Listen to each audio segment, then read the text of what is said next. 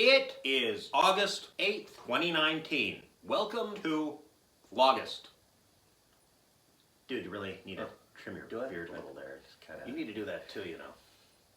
Well, as I take off to get my trial pair of bifocal contact lenses, I guess we should probably show last night's blood sugar reading.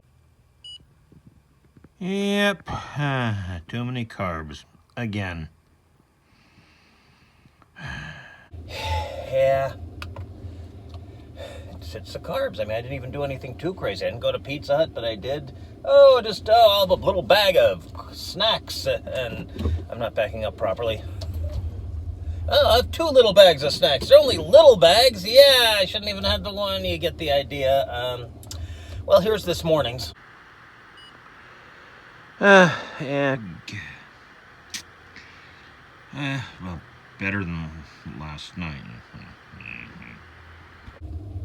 Definitely not as bad. Still above the optimal levels. So, well, good start today. Eating a piece of crustless pie made of protein and broccoli. Oh, look and see, I'm eating the quiche I have in the refrigerator.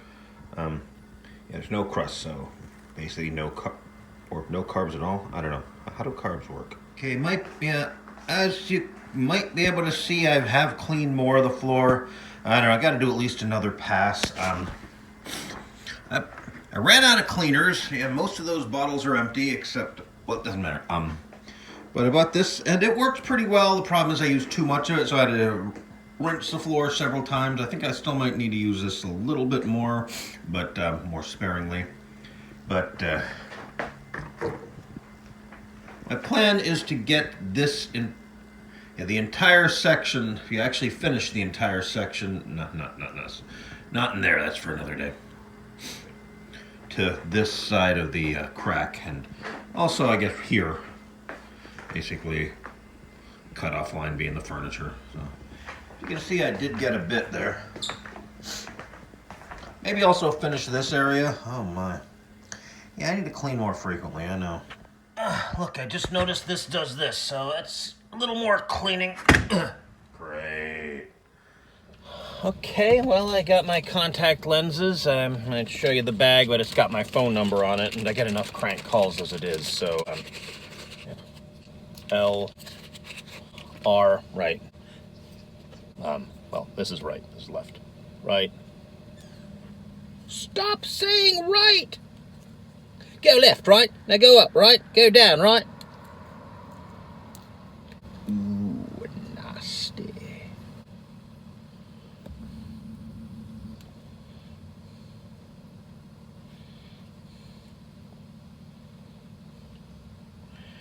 No idea if this is showing up on the screen.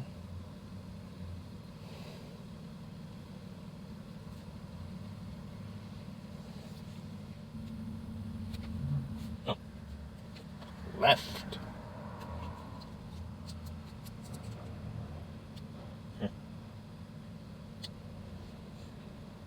Very slight blue tint. Can you see that? Probably not. It's visibility tinted because, well, these are things that are so thin they can fit between your eyeball and your eyelid. So, if you put them in a clear liquid, they will be invisible unless you give them a very slight tint.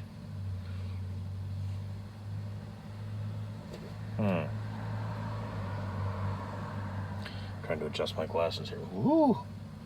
I remember this commercial for contact lenses. This guy was in a convertible, and he said, I've worn glasses since I was a kid, but now I got contact lenses. It's like Clark Kent turning into Superman. Yeah, I'm driving my car here. Yeah, and I don't have to wear glasses anymore. No glasses at all. Yeah, and you get the idea, right? So I guess time to test drive these a bit, huh? I'll still get to my floor at some point today. Probably. One thing with the thinness of these things, I gotta remember, these are prescription concave lenses that fix nearsighted glasses. Not that I confuse them with the many pairs of convex reading glasses that I have lying around my house as strategic places for when I'm wearing my contact lenses. Well, I can read my watch fine with these, so that's good. But then again, I mean, look. Can you see? The sun's got to be in one of these shots.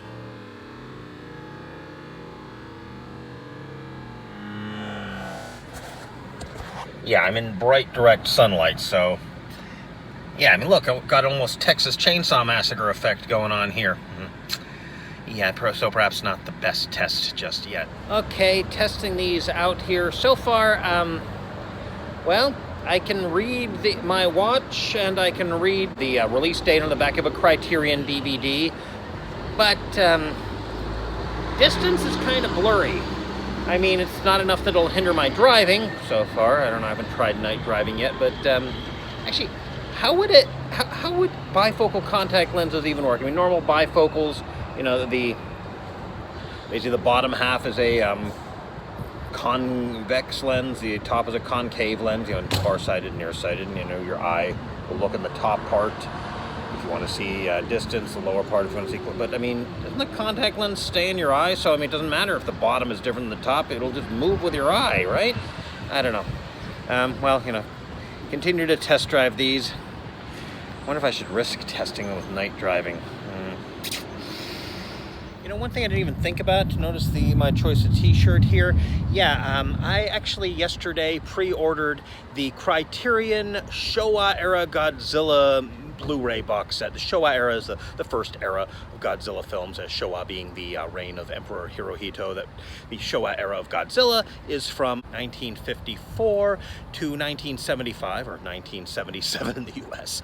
The last Godzilla movie of that series was released 2 years later in the US. Terror of Mechagodzilla, aka Mecha no Gyakushu, Mechagodzilla's counterattack. One reason I ordered this was because we'll finally get the Japanese version of King Kong vs. Godzilla, where actually King Kong still wins, although some have made the argument that he's not leaving victoriously, but he's running away. I mean, Godzilla fell in the water. He's amphibious. I don't know. But the rumor that they filmed two different endings and the Japanese one, Godzilla definitively wins, is Felger Carb. There's one other reason, and that is the... I didn't even think of it when I ordered it, but hopefully, presumably, this will contain the Japanese print of Godzilla vs. Gigan, and really it's not much. Well, there are two differences. I mean, one is that the credits will be in Japanese as opposed to English. I mean, that's something I like. They should be in Japanese. They should have English title translations of every single credit. I'm talking to you, nearly everybody, but that's hardly a deal breaker. No, the thing is, well, to quote Leonard Maltin, and I tried to actually get the direct quote and get a still of it, because you know, music probably would block the video in Germany. Garbo talks, ha! In this harmless toy-like movie, Godzilla talks. And I'm going to go inside my air-conditioned vehicle where there's less natural wind, just artificial, nice and cold wind. Okay, there are two parts where both Godzilla and Angirasu, whatever you want to call them, are traveling to the heroes at the amusement park. And, well, in both English dubs, they are talking to each other. They dub in some dialogue. It's like, come on! Yeah, I'm hurrying. Oh, that's in the English dub, which was done or at least commissioned by the American distributor, who I believe was American International. But in the international dub, that's the one commissioned by Toho. That's the case with a lot of Godzilla movies and some Gamera movies as well. It sounds... It's like this, hey, Giras, come on, I'm coming. I'm apparently Mexican, like that Canadian in War of the Worlds. But in the original Japanese version, they don't have you don't hear dialogue, rather speech bubbles appear above them. And, which actually does fit in with the human hero of the story being an aspiring manga artist. Yeah, all the American video releases thus far have had the, well, a print which doesn't have the speech bubbles, which, well, I really wished that the, well, the version released, I think, by Sony, which, well, had a subtitled version, would have just put subtitles. They didn't have to have a speech bubble. They could have had subtitles there showing what the speech bubbles would have said, but considering, maybe I'll show you this. Yeah, not the most care.